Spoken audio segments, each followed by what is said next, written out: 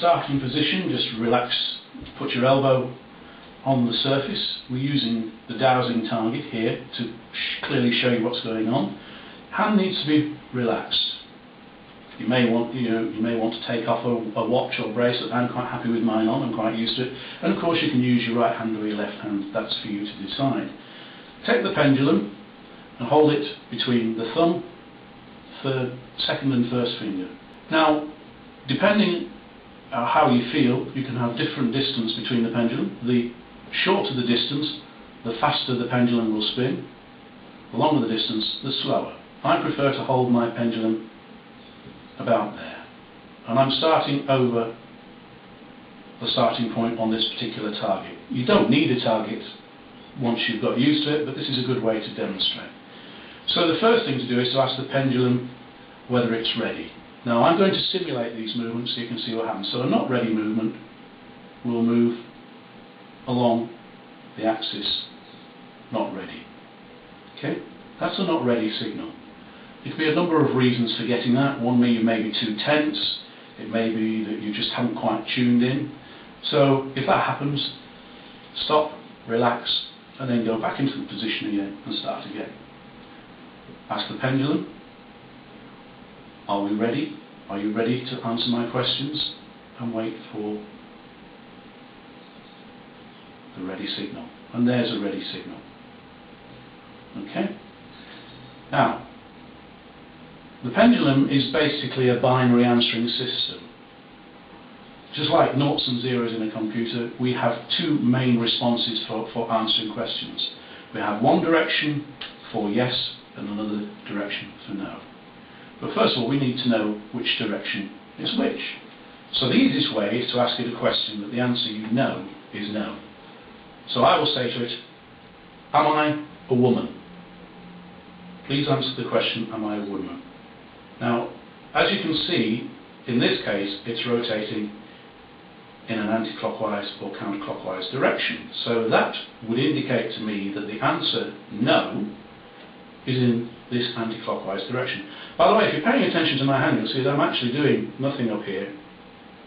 It's the pendulum.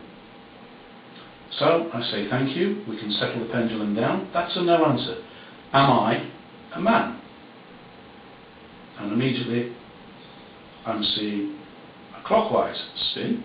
Now you see how that's quite gentle. If the pendulum is held at a much shorter level, then the spin is going to be much more active. It's a simple law of physics, the distance between the pendulum and the chain. So that's a yes. If you hold it really long, what you'll get is a very, very wide and very sedate signal. So just to recap, to get an answer from your pendulum, first of all you need to know whether you're ready or not. That tells you it's not. That tells you it is. And in my case, the answer to a question which is yes, am I a man, which I am, is clockwise. An answer to a question which is no, am I a woman, is anti-clockwise. Now, there is another answer you can use which is very, very useful when dowsing, and that is the maybe, so it's not yes or no, maybe, or you've asked the wrong question. So what I'm going to do is to ask you the question that it can only give me a maybe, or it could possibly say that I've got the wrong question.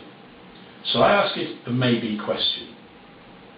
And I'm thinking of a question where the answer will be maybe, and you'll notice now that instead of rotating, it is oscillating, but it's not oscillating down the not ready or the ready, it's actually travelling diagonally.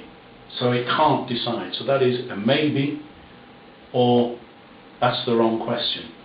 It might be, in your case, that the direction that it spins or moves when it's a maybe is in the other quadrant, so it may go in that direction.